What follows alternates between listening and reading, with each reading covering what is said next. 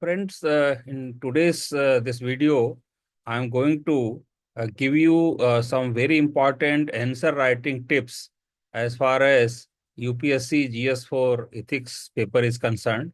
I have jotted down some about 11, 12 points, which if a candidate takes care of, he can definitely score good marks after writing good answers.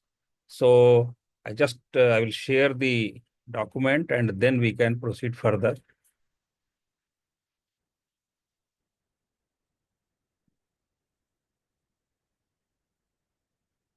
Okay, so uh, now we'll start this answer writing strategy, that is tips for UPSC GS4 ethics paper. See, first point is always anchor your answer in ethical framework. Uh, as some of the students may be knowing already who have gone through the syllabus and topics, there are about 30 ethical theories and ideologies which can be quoted in different contexts and different situations. So you have to link your answers to those moral theories and ideologies.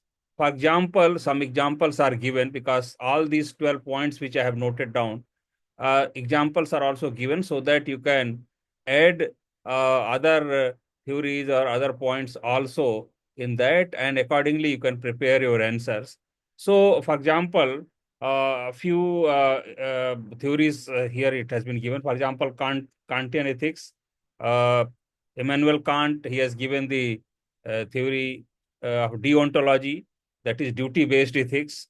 Then utilitarianism, that is a part of consequentialism and given by Bentham and Mill. Then we have virtue ethics of Aristotle, or Indian ethics, which is uh, given by Gita or Buddhism or Gandhi or Ambedkar and the thinkers like that.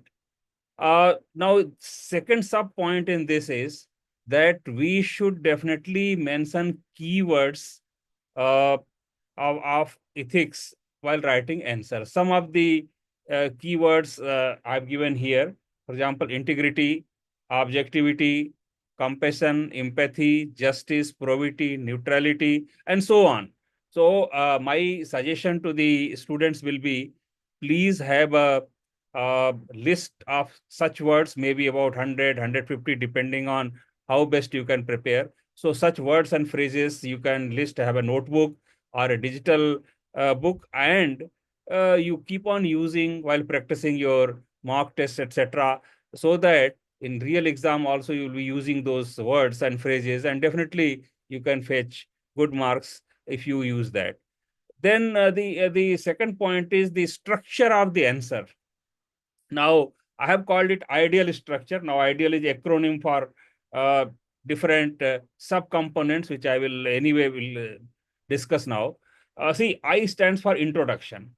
So, but there is a word of caution in that, because number of words are very, very critical, and time limit is also very, very tight as far as GS4 ethics paper is concerned. So you cannot waste, or you cannot spend more time than actually required, or more number of words than actually required in introduction. But definitely you can start with definition. You can start with interpretation of the keyword or the idea, which is our topic, which is given to be explained.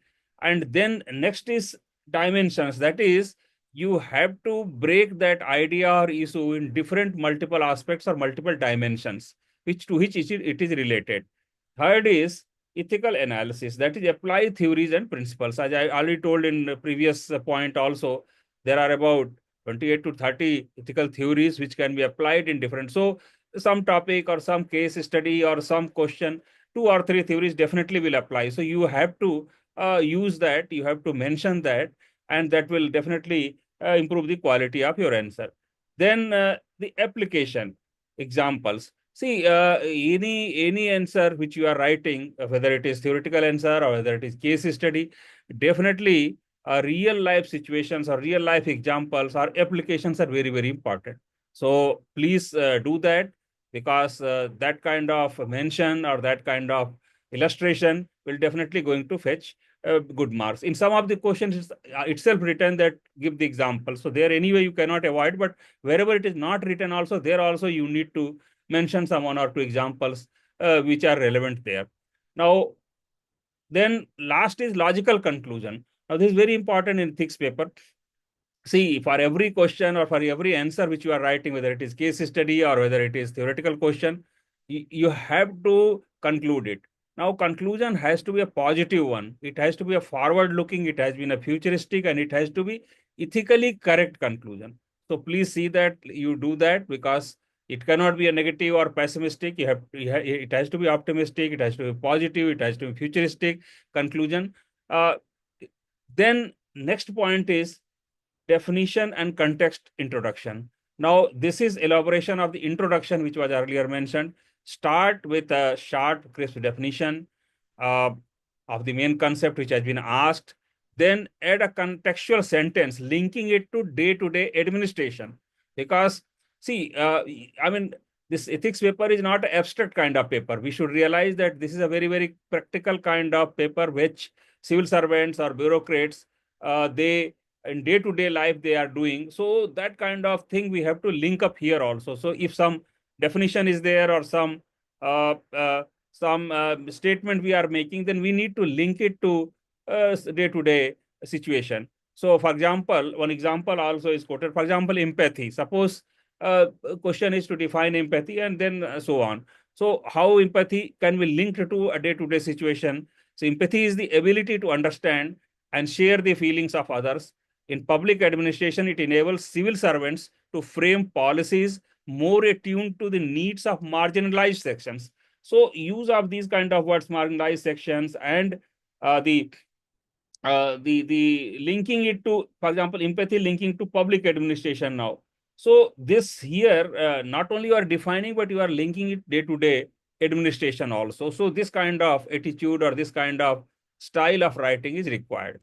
Then another important thing is incorporate thinkers' views, because this is very important. On the one hand, you have to incorporate different ethical theories. On the other hand, you have to mention the quotations or statements from different thinkers which are relevant.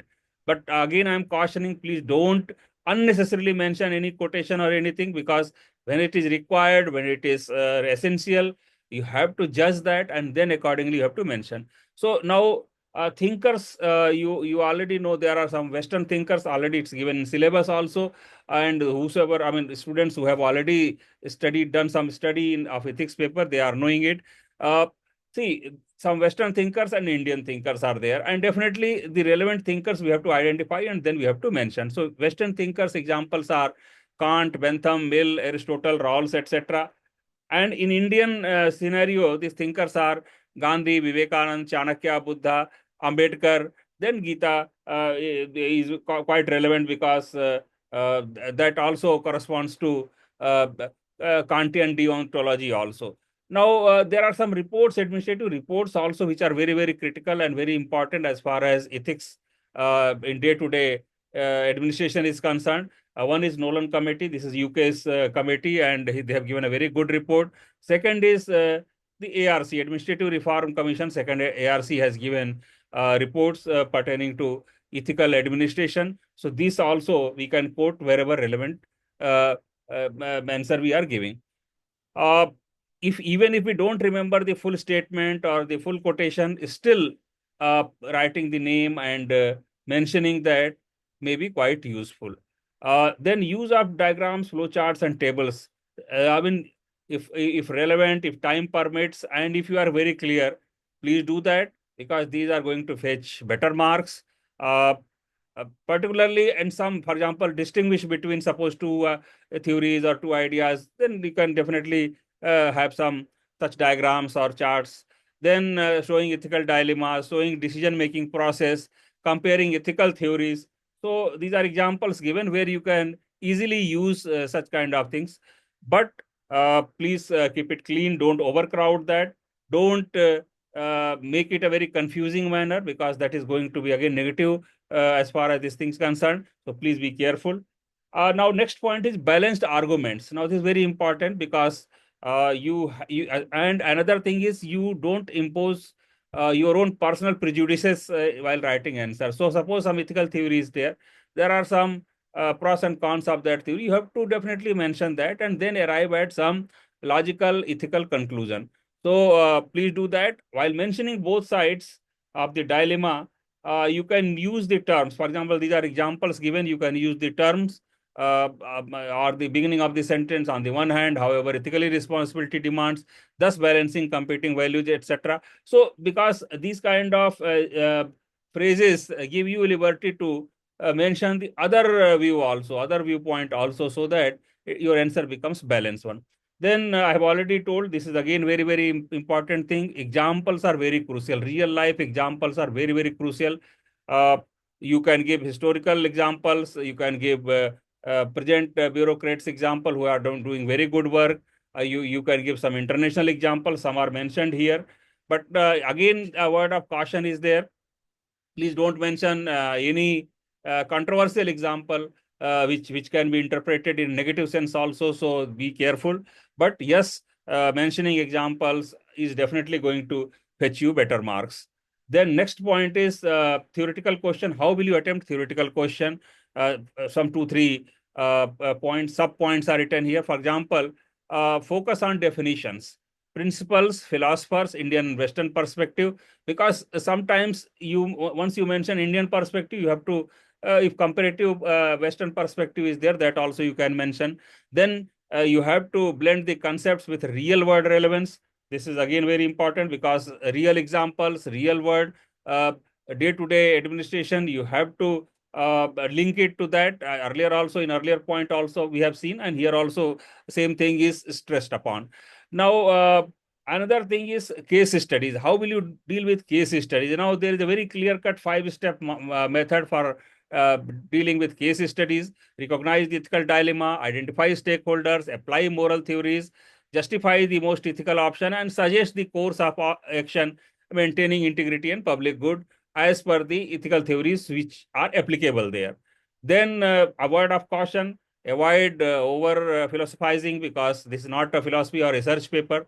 This is a ethics paper, but with a very, very, I mean, a big practical aspect tinge in that. So you cannot simply go on writing theory without linking it to practical aspects.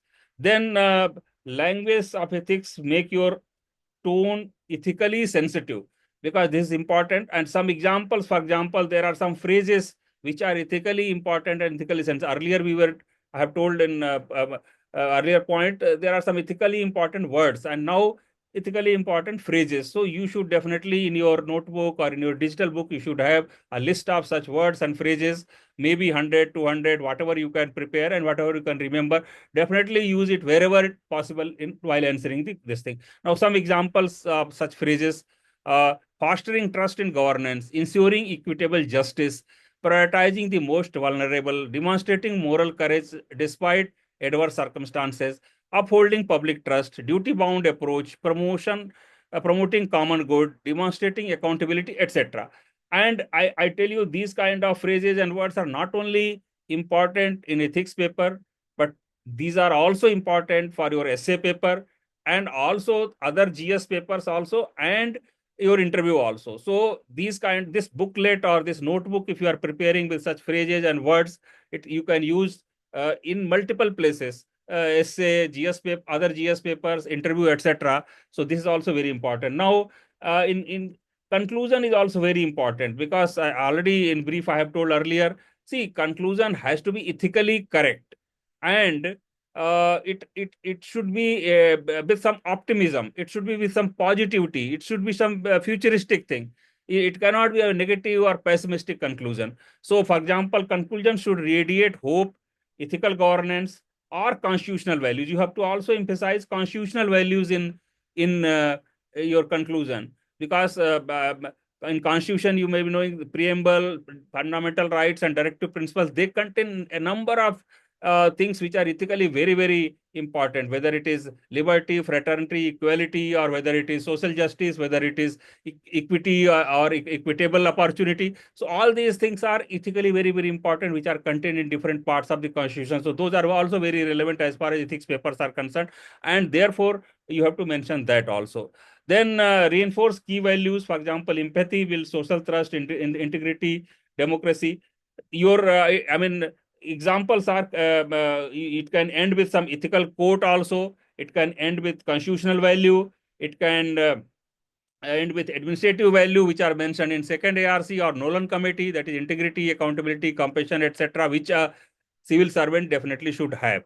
Uh, so one example, for example, suppose empathy thing, if you have earlier also empathy example we have seen. Now in conclusion, what we can write in for empathy? In conclusion, empathy not only humanizes governance, but also acts as the bedrock of inclusive development, ensuring that no section of society is left behind. So this kind of conclusion is going to help you in fetching definitely good marks. So my request will be, please do follow these points and see that you write good answers and definitely get good marks. Please do practice in your mock test also. From my side, what I'm planning is that now this is our my first video as far as this thing is concerned. Now we will be continuing with about 100 such or more than even that 100 videos, where I will be giving model answers for about 100 theoretical questions and model answers for about 100 case studies, which will be very helpful to the GS4 ethics students who are going to appear in the UPSC exam. Now, continuing that, now I'm giving one question today, which I will be answering, giving model answer tomorrow. Now, if you see, uh, uh, for example, the question is like this. What is, I will share it, I will show you, because then you can understand.